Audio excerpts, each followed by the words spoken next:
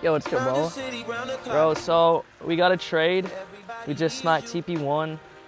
I'm in with all 44 of my accounts, and I'm also in with the live account. Just been working all day, just been chilling.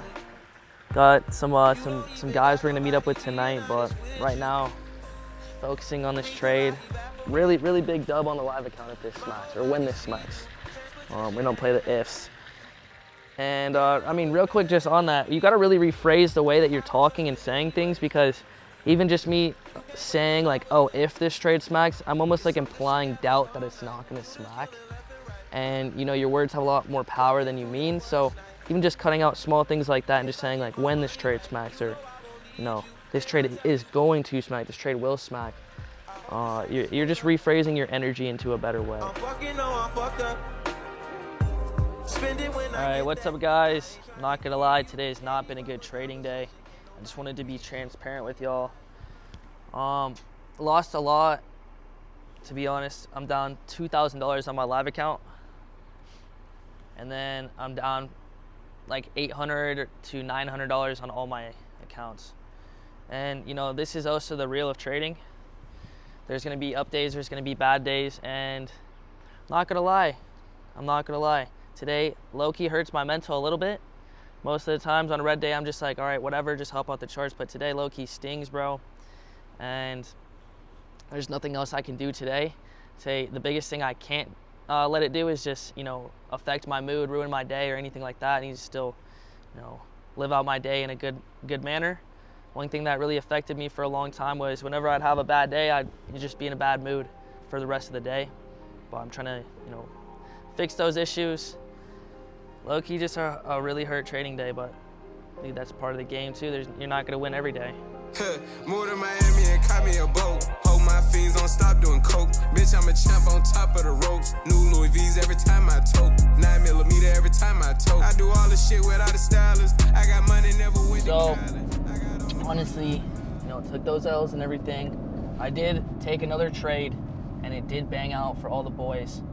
But I wanted to talk about, you know, like the stress of trading, but like more importantly, like the stress of like dealing with a community, bro. Because, you know, if you're trying to, maybe you're trying to make your own community, you're trying to grow your own thing with trading or whatever it may be, bro, it is very difficult on the mental. And it's different when I'm losing in my trades compared to I have all these people relying on me and they're losing in their trades, because I do have a signals group of the gold mine. And dude, when I lose and I underperform, like you guys saw, the boys are also losing, and that literally makes me feel gut wrench, bro. I've never felt so sick to my stomach. Makes me feel like horrible, like beyond horrible. I don't like that feeling, but I think because I don't like that feeling so much, it makes it almost like rare. I mean, like semi, like makes me just want to like push so hard to make sure the boys don't lose. And, you know, I'm trying to have the best mental that I can. And the only way that I can do that is by, you know, performing and having my boys eat. So I was at the gold mine, little bottom tick. Honestly, everyone's pretty break even on the day right now after that one, because we went so deep in a drawdown, we took some L's. But that one win did get us back, which feels pretty good. I can't fuck on these wretched ass bitches, she bout to fuck the whole hood. All right, what's up guys? So we got to the homies crib right now. We're about to go low-key on a night cruise, they were saying. And it's just really cool to be able to meet up with some people out here. They're from AZ and San Diego. And you know, really good kids. They do real estate, they trade. You know, they want it just as bad as us. And I think it's really hard in this, you know, day and age to find people who are actually trying to, you know, reach success. I think a lot of people just, they want the success, they want these cars, they want the money, they want these things, and there's people who actually take action and do these things, bro. They actually wake up every single day, they're on their grind, they're trying to trade, they're trying to make money, taking advantage of their circumstances and everything. And actually do this, bro, for real. And take action, bro. Are you taking action? Or are you somebody who just wants it, bro? Figure that out.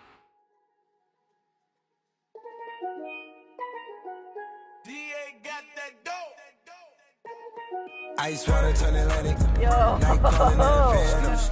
Told them, hold it, don't you panic. Took an island, fled the mansion. Drop the roof, more expansion. Drive a coupe, you can stand it. Connor, my boy right here, this sales. and he also trades on the Switch and the Gold Mine. Yes, sir. What is it like from your perspective, where you're on the Switch, you're on the Gold Mine, you're meeting all these new people, like, because you know how hard we are on like the community, 100%. Networking and everything. So what's your perspective of that? Bro, I'd say the number one thing that you can do to get ahead and give yourself the upper hand is just place yourself in the best rooms for the best opportunities to happen. That's what I've kind of been doing these last couple of months, is I've been placing myself in these situations to where if I know that I show up and I know I'm there, there's good things that can happen. Like, for example, I've been helping out, Jay Blair and Brock a lot with trading, and through that I've kind of been developed in a more crucial role in their team, and now it's a very good opportunity for me to grow and just like expand my skills, grow, my wealth, my network, everything. So I feel like just putting yourself in those opportunities and in those rooms is the best thing you can do for yourself. For sure. And I did the same thing when I was in my come up too. Is like I was trying to, create opportunities out of myself and put myself in the right rooms. And sometimes that's hard and you're not going to end up in the right rooms, but eventually you will if you stay persistent. And I think if you're in that stage where, you're trying to, be around the right people and everything, it's just finding the right people.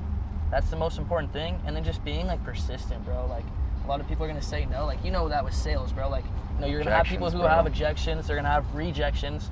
But it's like, how can you avoid these? How can you move past them? Yeah, and also how can you turn a yes to a no, and how can you make yourself useful? I'd say that's another big thing, is just making yourself valuable. I feel like if you want to build yourself generational wealth and just like a steady flow of income, you need to be providing value to other people, not just yourself. That's the one thing I picked up from Jackson and Brock as well, is that's how they're able to make, so much of themselves, is they provide value to other people along with themselves. Oh, for sure. It's that Z shit. It's that Z shit. Pull up in a demon on guard. Looking like I still do fraud. So we switched whips. Now we're with the real estate boy. How much money have you made in real estate in the past, you said 8 months? 210 grand. 210 grand. How did you reach that level of success in real estate? I just created a blueprint for myself, and I nailed it down to a point that I can master without having to, whether it's innovate or, second guess myself. Yeah, I mean, bro, I can see a lot of correlation with that in trading.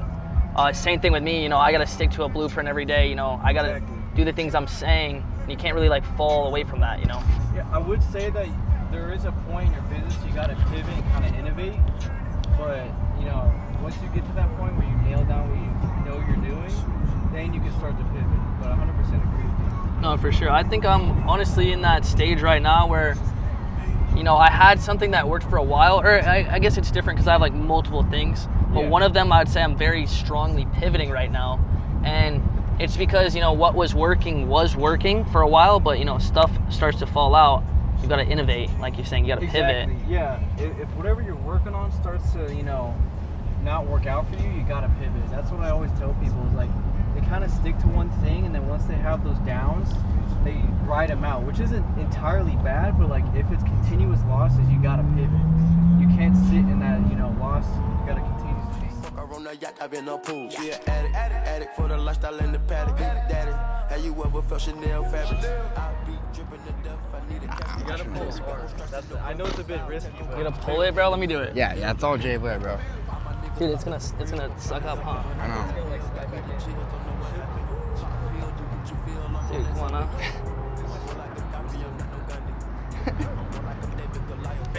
Breaks it. Niggas be cloning, I find it funny. Clone. You finna know, straight out the dungeon. You finna know. I go in the mouth, she has to be done. 300 the watches out of your budget. Mean mugging got me clutching. All right, what's up? We just talked to my boy over here, so on to the next, bro. This is my boy Troy right here. He's a trader. Just tell him a little bit about yourself.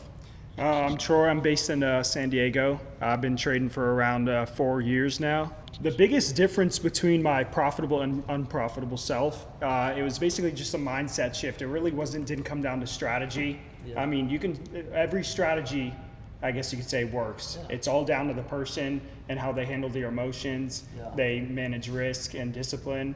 It's just basically down to that. And once I had that mindset shift, everything changes. Yep.